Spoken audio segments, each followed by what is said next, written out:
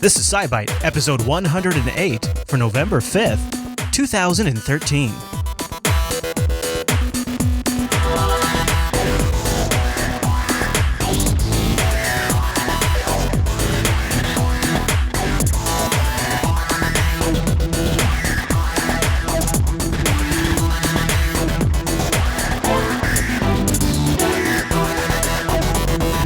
Hi, everyone, and welcome to SciByte, Jupiter Broadcasting's weekly science podcast, live on a Tuesday and fresh on a Wednesday over at jupiterbroadcasting.com.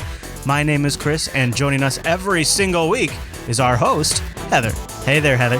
Hey there, Chris. Hey, Heather, happy science to you. Happy science. So, what are we going to talk about today?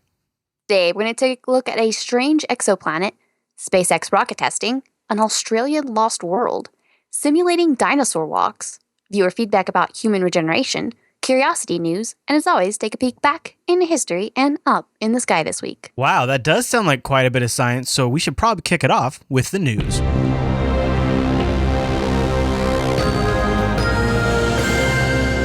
All right, Heather, what is our first story today? Our first story is, I saw a number of news places that were like, we have found another new Earth. Sweet. Earth, giant, echoing, blazing fireworks. Earth. No. Why do they always say that? Why do they always say it? It's got to be This the clicks. Yeah, just because it's Earth in density or size roughly, they decide that everything is an Earth. It is really, really, really hot place. You don't want to be there. Wow. This is... Okay, so it's just a little over 1.2 times the size of Earth.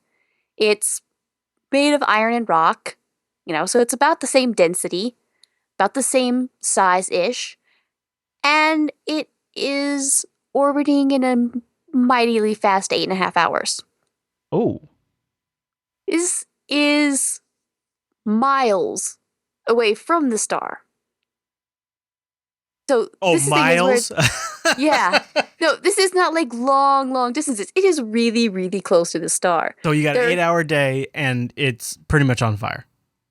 Yes, exactly, almost on fire. Just shy of on fire. There are two different research teams that said, yes, we can confirm the mass and the density, because generally with planets this small, in planets in general, you get the mass and the density by watching the star kind of wobble just a little bit as the planet is whipping around the star. It's putting just barely amount of gravitational pull on the star itself. Now, generally that requires, a large planet. You get that with the small planets generally, but this one is so close that they could actually get that. So they're like, okay, so we've actually got that. And they really liked the fact that it was two different people because it is just incredibly strange that it is here. So not only is it tiny and really close, but it is at the point. So when the star was younger, it has shrunk down as it has gotten older. Now, when it was younger, the planet would have been inside the star. Oh.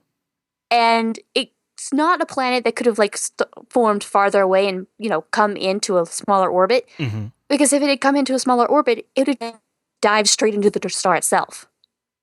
It couldn't have made some braking maneuver. Right. Yeah, it wouldn't have stopped, right? It would have just kept going. Yeah, it's not gonna, slide out. So is it slowly spinning outward? No, it is going to come into the star. It will eventually smash, melt right into the star. It's not going to fly away. It is definitely... This is starting to sound worse and worse. Yeah, not going to escape the fact of the star. But it is one of those cases where it's like, okay, we think we have new rules about how planets form and what they do and what the systems are. Nope. And then a planet like this comes along. And it's completely... What in the world? We have very few ideas about how in the world it could have been. I mean, there's some people that say, random out of the blue exotic possibility. Maybe it was, some core of a gas giant planet that sort of just got stripped away by the sun, by that star. That it's stellar wind would have blown away all the planet and and just left the core. Just left its tiny little core. Yeah. Because they're trying to figure out ways that this would happen because it obviously is not going to be a planet that was sitting inside a star at one point. It's not one that got, yanked down into a lower orbit because then it would just want to crash into the star itself. So this is another one of those times where they're looking at it going, all right, we're going to take a wild guess on this one and crumple up the old cheat sheets on how planets form and try to figure out a new way to approach these. Wow. A rule breaker. Oh yeah, we keep getting those every once in a while. Yeah, and this was another. So did you say this was another Kepler find? Yes, it is. It was found inside the data. Okay. It's another data in the data. They got a planet in the data. Heather, a big one. Kepler mission has, sadly ended, but there is so much of a backlog of data that planets like this are gonna keep continuing out from Kepler. Yeah, right. So we'll get, discoveries for a long while still. Well, that's awesome. That is awesome. Well, very cool. Okay, any other thoughts on that story? No, I just wish they would stop calling everything New Earth. Yeah, well, it gives you something to mention on the show. Like, people can come here and they get the facts, Heather. They get the facts. That's true. Nothing but the facts, please. Nothing but the science, as it were. Yes. All right, Heather. Well, before we move on to our next story, I wanted to just take a moment and let folks know how they can support the SciByte show and the Jupiter Broadcasting Network by getting themselves something. You know that, right? Everybody knows that, right? If you go over to jupiterbroadcasting.com, go now, friends. Go now, go one, go all, and scroll down to the very bottom of the Jupiter Broadcasting website. You'll see links down there for Amazon, for eBay, for Netflix, for Newegg, for ThinkGeek, for Best Buy, for Audible, Code School. Those all are our affiliate links. If you click those bad mema jammas before you shop at any of those sites, a portion of your shopping session is contributed to the Jupiter Broadcasting Network. Now, this doesn't cost you anything more. You can grab Chrome and Firefox open source extensions to just take care of that automatically. And Heather has a great pick this week. Just came out on Blu-ray and DVD, The Hobbit, An Unexpected Journey. The extended edition. Yeah. Yeah. Also just came out this week, I think, or maybe it's next week, is Man of Steel, the new Superman movie, and Monsters University, which is great. Watch that with the kids. And also the new Despicable Me 2. Oh, yes. Another good kid movie. But yeah, The Hobbit, this is not one I've seen, so I think I'll be picking this Blu-ray up. Now, we'll have this linked in the show notes, so if you grab this, or if you click through that link and grab anything else, then a portion of your purchase will be contributed to the Jupiter Broadcasting Network. We got a big 2014 coming up, lots of big moves and stuff like that, so it's a great way to support the network as we get ready for that kind of stuff. And as those holidays do approach, I know, trust me, I know, but as those holidays do approach, well, we do appreciate if you keep those links and those browser extensions in your thoughts, maybe load it on your browser, sort of supercharge your browser to support Jupiter Broadcasting. All right, Heather, well, with that all done, let's move on to the News Bite.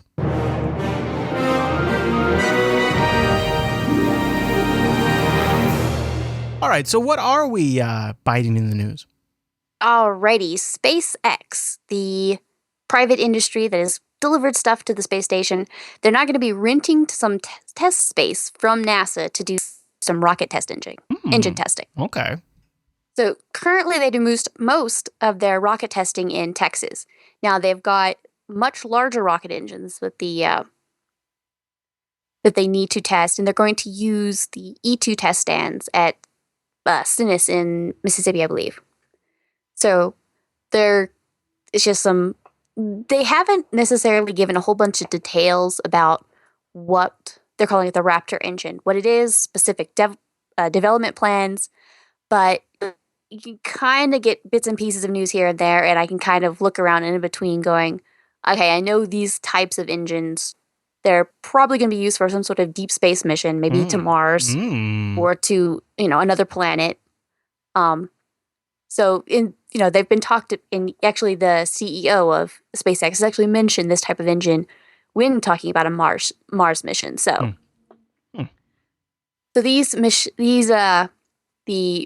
Raptor rocket engine. So we know there are some high performance upper stage launch vehicles. So, you have the base stage of first stage of a rocket gets it up, a good portion into orbit or, into orbit. And then the upper stage will finish getting into orbit and start shooting it off into space in the proper direction. Okay. So these are kind of designed to produce large amounts of thrust, even in vacuum. So that's why they would be easy for a Mars mission, and they are method liquid oxygen, or LOX. So liquid oxygen. And I've dealt with these type of engines before on a very small scale. Definitely not being tested on some giant, rig that NASA has. Yeah. Mine is in a small bunker. What are you doing? Are these like on a backpack that you could wear and then, of course, fly at unbelievable speeds? I wouldn't really want to. The types of things we do is very similar. It's because they can work in vacuum or in, low atmosphere. So some of the projects I've done are, small satellite thrusters or things on Mars. So you want to be able to do them in a low oxygen, no oxygen type of atmosphere. So this is kind of a good, reliable type of engine. Very good. All right, Heather.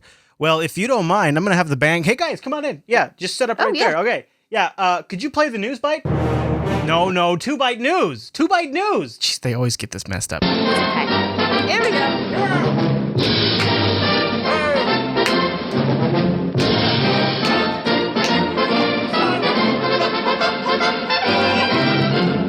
Good job, guys. All right, see you later. There you go. Beers in the hallway. All right, Heather. So what are we I think they drink before. They totally do. That's how they get in their zone. So what are we talking about in the 2-byte news?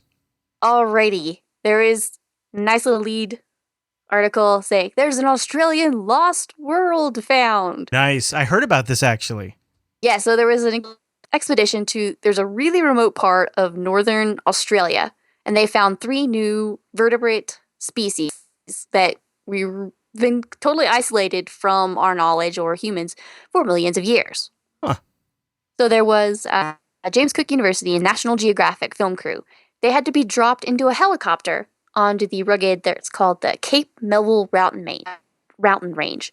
And I've seen pictures, I had to search. It is literally like little mountains of giant boulders. It's like, you have a kid that's piling rocks up to make a mountain, and that's what they think a mountain is. Yeah. Expand that to really, really big so that you are the size of a quarter of one of those rocks. It's really weird terrain, and they have found, so it's really impossible range almost to traverse. So that's why, giant black granite boulders, size of cars and houses. You got to be tough. You got to be tough to live there. So that's why they got flown in by a helicopter, and they were out there. They're going to go back to search for more species, in fact, because it kind of keyed them off to, hey, there's some stuff here. They found gecko, a gold-colored skink. That's another type of lizard. A brown-spotted yellow boulder-dwelling frog. Huh.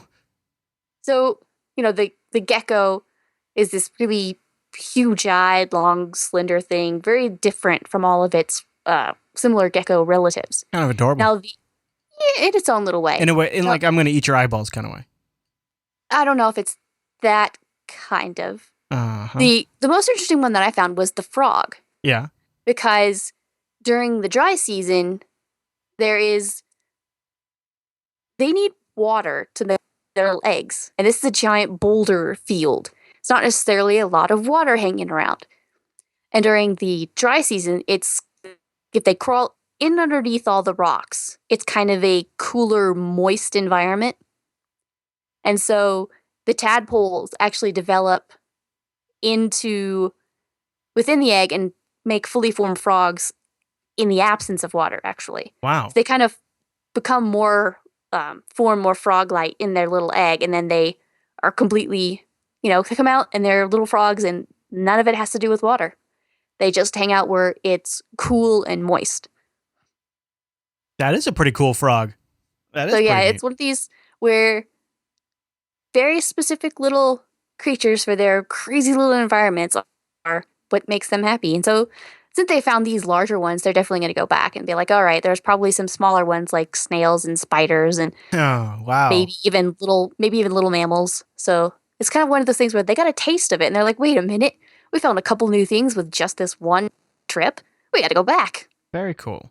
Now, for you audio listeners, Heather's got some links in the show notes with good pictures. These things are pretty wild looking. I like that frog. That lizard, I think is looking kind of scary, but that frog. Now, of course, if a lizard's going to bother me, then I think our next story, actually, this next story sounds like something I need to pay attention to because I feel like my son would ask me this kind of question, and that is, Dad, how do dinosaurs walk? Right, and researchers have now managed to make another computer model to sort of recreate the walking and running movements of this specific dinosaur, the Argentinosaurus.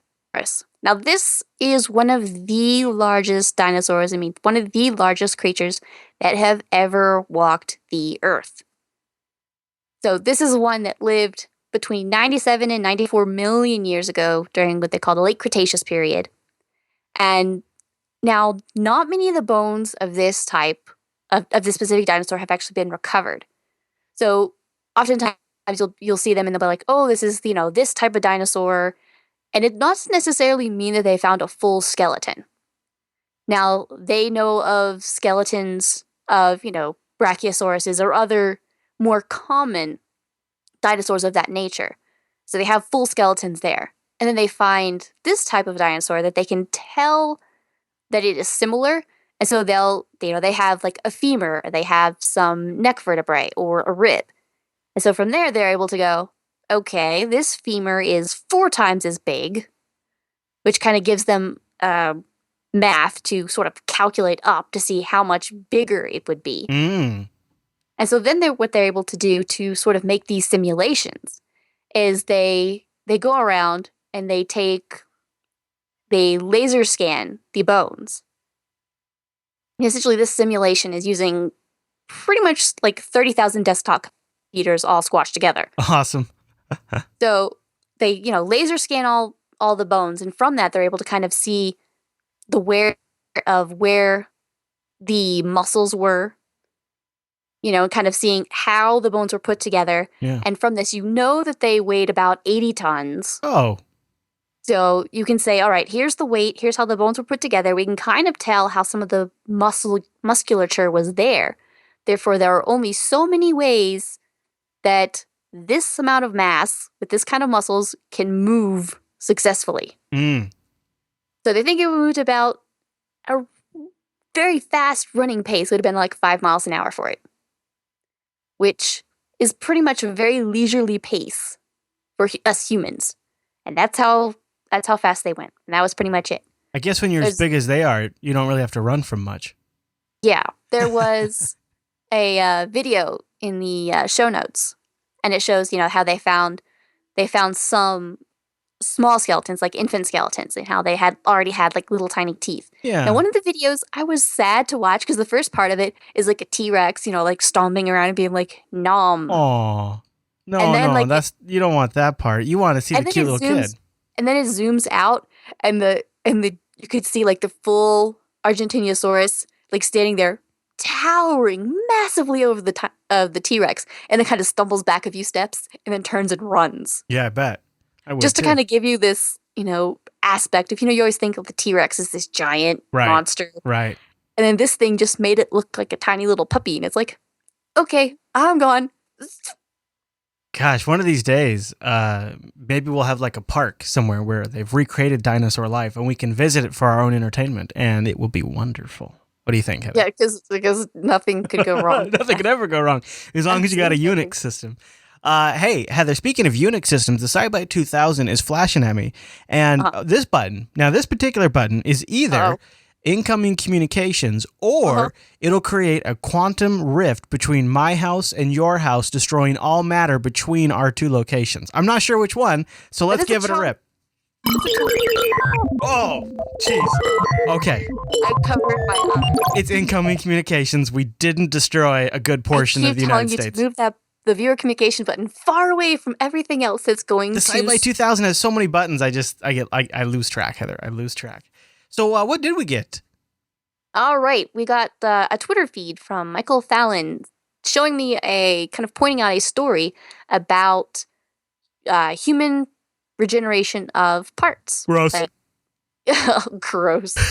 Now, the theory is that there's a lot of these stories kind of going on where they're looking at different creatures, like obviously salamanders that can pretty much regrow their whole arm if it's, they lose it Well, didn't we up see to a the story joint. a while ago or two about a mouse that grew a human ear? Wasn't that a Yeah. thing? Yeah. Okay. Well, they attach them on there, Yeah. so you can Yeah. kind of Right. build it up. Yeah. And you actually see young mice are able to regenerate toes. They've actually had a couple of instances where young kids, if they lose like the end of their fingertip, will regrow it. Gross. Yeah, gross. I almost lost my end of my finger, so I'm happy. I'm like, oh, Yeah. Yeah. That would be good great. finger, you stuck with me. But this is the kind of thing where they're kind of looking at, all right, we see these kind of creatures and what they're doing in, in their natural habitat. So what can we do to possibly tweak it and make it work for humans? Hmm. Now, about a decade ago, they saw that zebrafish have the ability to repair badly damaged hearts by using a specific protein in the regenerative process. Angela from the chat room, of course, they're talking about stem cells. There are groups that are looking into stem cell. This specific group is, and others like it, are looking at the genetics and the genes and the things in the genetics to say, all right, what can we do to possibly be able to inject? Like if you have, a damaged heart, what is a different way to be able to go in there and say, all right, let's regenerate some of that? Or you've lost, a finger, or maybe even an arm, or things like that. Now they're saying maybe in the next couple of decades we might be able to get a finger or a toe, or maybe even heart. Heart. It's kind of one of these things where they're like, not so long ago we would have said, wow, that would be like 50 years in the future. And then kind of as time goes on, they're like, huh, the day we think it might come is getting closer to us. Wow. So obviously they're like really cautious. Most of these groups are being like, yeah, we're really not ready. So don't come calling to us quite yet. All right. But they've had a couple of milestones that they've hit that can actually turn human scar tissue into electrically conductive tissue. So kind of making it normal tissue and very happy. So they're kind of working at these ways, saying, all right, what animals can we look at in nature and what can we do to possibly bring that in a safe way? Because that's the other hurdle point that a lot of these groups go. Somebody from the chat room was like, zombie apocalypse. So yeah, we don't want to let loose something in humanity. You're like, all right, how do we do this safely without dooming us in some other way? Right. Not Good point. necessarily that crazy, but you don't want to. When it comes to pulling things into the human sector, you really have to be very carefully and look at. There's a lot of morality then involved, so it kind of is very tricky. Yeah. Yeah, that's the line they'll walk for a while, and there'll probably be debates on it all around as it gets closer and more real. We're not really to the point where we have to worry about it too much yet. Not yet. Not yet, but we will at some point. But it's curious. It's interesting to watch, and I'm curious to see where it goes because I think of it too as I think of it a lot from. This is probably just way out there. We almost would need the time machine to go forward for this, but I love the idea of I get in a car accident or a motorcycle accident or a fire and part of my face is burned off, or I lose a part of my body. I'd love to be able to just have them take samples from me and grow me new face skin, right? Instead of having to graft it from my butt or wherever the back of my leg or wherever they take it. Like in the case of my grandpa's case, they ended up taking, and my dad too. Both of them had some accidents where they had to take skin from other parts of their body and then sort of graft it onto the other spot. Of course, and that makes two injuries, right? Because the spot where they remove skin also has been damaged and has to heal. So it's a real monster for the healing process. Yeah, I have a distant relative who, as a kid, got burned. And so he was kind of having to go through that whole process of skin grafting and things like that. Yeah. And I've known people with, amputations of various, degrees and saying, hey, it'd be really nice if they could get, if not, a whole limb, a little bit more of a limb. Because especially in today's world where you have the prosthetics, there are some prosthetics that are getting more and more advanced, but the more, say in the case of an arm, if you have a little bit more forearm or something, then you can get much more control. So a combination of the two can get you there. So as we continue on towards that, the completion of that. Right. All right, Heather. Well, with that filed, should we move on to the Curiosity update? Let's go. And liftoff of the Atlas V with Curiosity.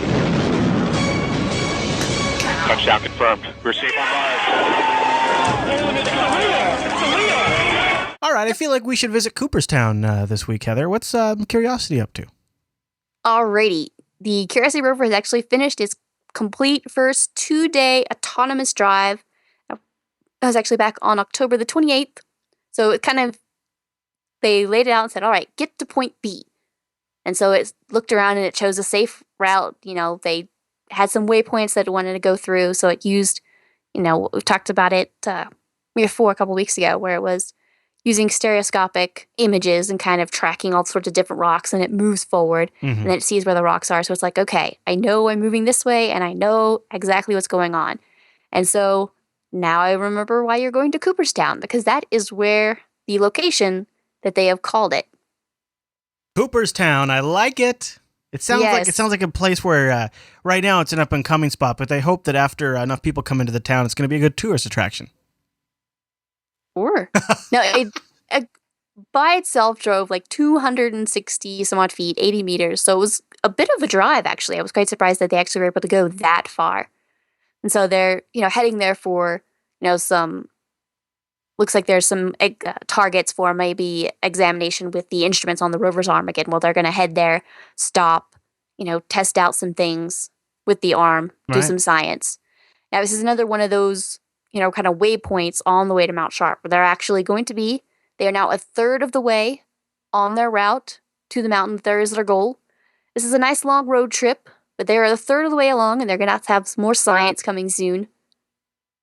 So this week, their kind of big plan is they're going to get a new version of the software. So they're going to get an upgrade. Nice. Third upgrade since they're landing. And hopefully they're going to be able to, and that's going to give them more ability to kind of store information overnight and sort of this along the same route of the autonomous driving. So they can drive and then kind of sleep overnight and then be able to resume that driving the next day. So it's kind of long road trip. They want them to be able to stop for the night, take a quick nap, bed down at wherever they are at the hotel, and then wake up the next morning and keep going. Yeah. So, awesome. And also it'll kind of increase their capabilities of being able to use the arm while on a slope, an inclined plane. So it'll be much more useful, especially when they get to the mountain itself and they start climbing up. So it's kind of all these things where it's kind of upgrading the software as they can and seeing, hey, this is actually going to be useful if we do this and then do that. So it's incremental steps, but it's always interesting when they can be like, yep, we're uploading completely new software. Yeah, I mean, anytime you update the operating system on your robot that has lasers and reactors in science laboratories as it's driving across an alien world from another planet, is maybe slightly above your average software update. Of course, this is always backed up, so they have the two drive. Right, the two computer systems, yeah. Yep, so they upload to one, and so that way, if something goes wrong, they can flip back. Like, nope, heading back, undoing that update. Man, I should have two computers. That sounds awesome. Roll back to the old update. Like, nope. Totally joking.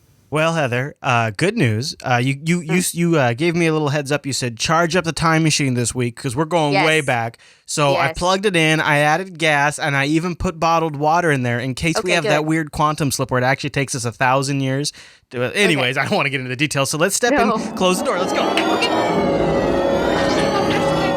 a little bumpy. Oh, wow. I felt that one. Okay. I'm actually holding on to my chair. Oh, yeah. I'm bouncing around. Oh, yeah. So this week, the time machine takes us to 441 years ago, November 11th, 1572. Heather, what happened this week in science? Tycho's supernova.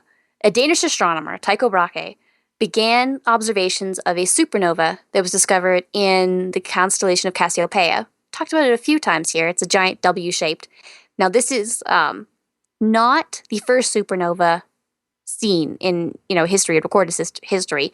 He wasn't even necessarily the first one who saw it. That was Wolfgang Schuler Windenberg. Anyway, 2 weeks before he actually saw this.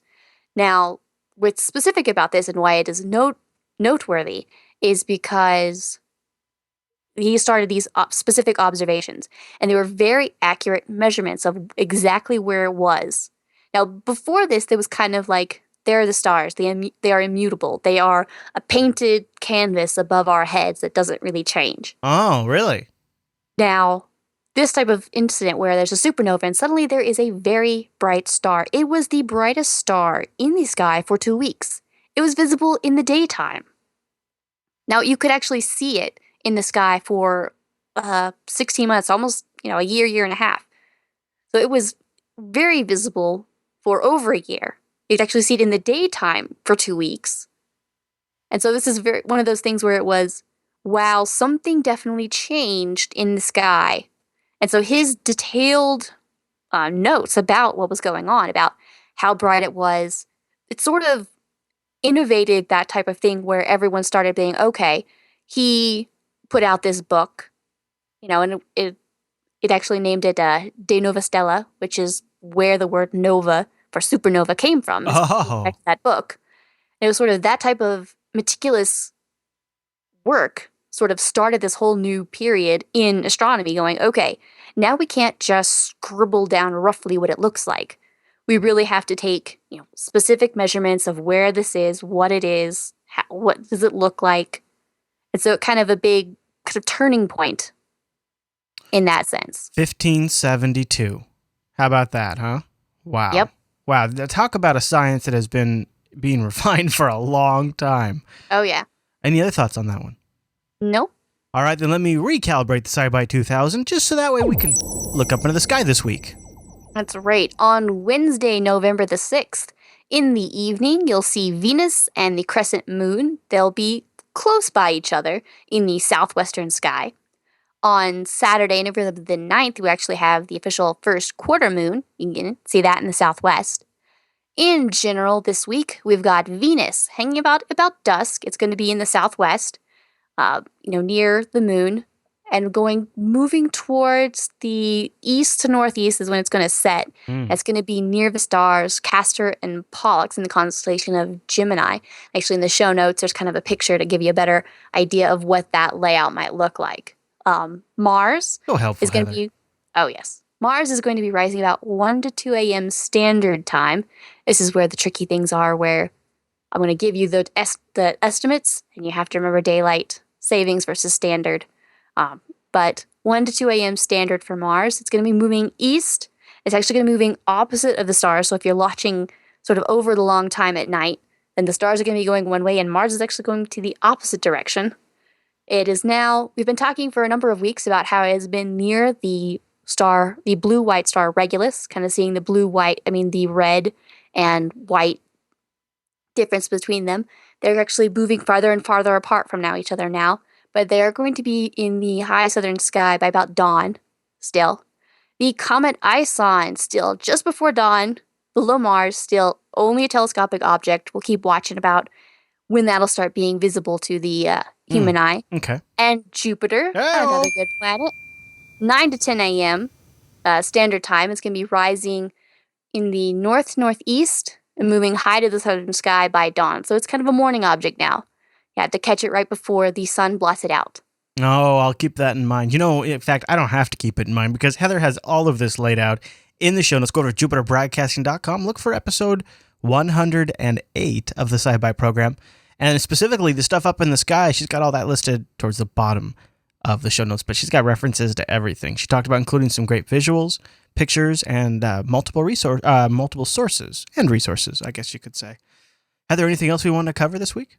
Not that I can think of. Awesome. Well, listen, everybody, we'd love to hear from you. And you can do that by going over to jupiterbroadcasting.com, clicking the contact link at the top of the Jupiter Broadcasting website, choosing SciByte, and then relaying your message via our email monkeys. Heather, thank you for the great show.